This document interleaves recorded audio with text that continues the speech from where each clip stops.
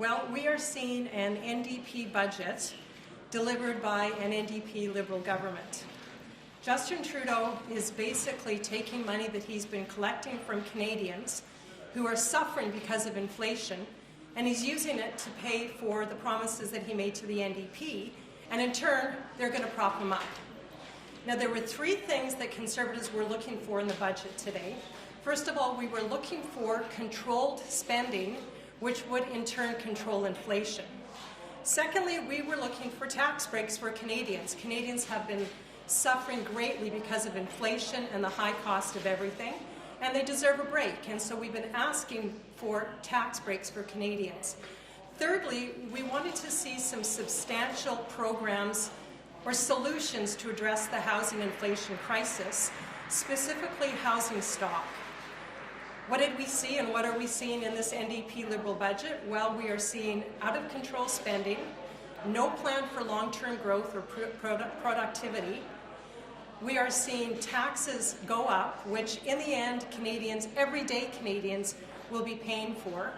And we're seeing a housing program announced, as in typical Liberal fashion, that will actually result in not one house built or one house purchased this year. It is an irresponsible budget. It is a typical classic NDP spend and tax budget. Another thing to observe is with every budget that these Liberals deliver, they spend more, which results in the cost of everything going up. So I'm very concerned that with their increased spending, everything will continue to go up. It's not a good budget. It's an irresponsible budget. Conservatives will not be supporting it, and we will be doing all we can to work for Canadians to see taxes decreased and Canadians supported through a very difficult time of increased inflation. But did you like the more money for defense? Well, we like the announcement of more money for defense. We have to see if it will actually happen. We already have a government that has announced about $10 billion in defense spending that they actually haven't spent. So yes, we actually passed a motion yesterday that asked for an increase in defense spending. So we're glad to see it in the budget, but we're going to be looking for where they're going to be spending it and that they'll actually get that money out. But had that been the 2.2% that you were asking for, that would have been around $25 billion. Wouldn't that have been out of control spending?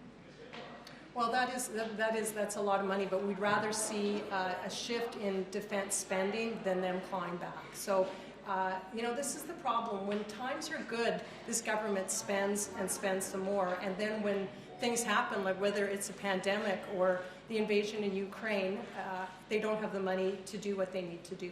So listen, we're happy to see that announcement, but overall the budget is not a responsible budget. You reacted to a bill up to $1 billion in special funds for Ukraine through the IMF. $500 million more. Sorry, I'm having a real hard time hearing you. Yes, The Ukraine $1 billion spending? in a special fund through the IMF for Ukraine, and up to $500 million in more military aid to Ukraine. We are very supportive of any support that we can give to the Ukraine.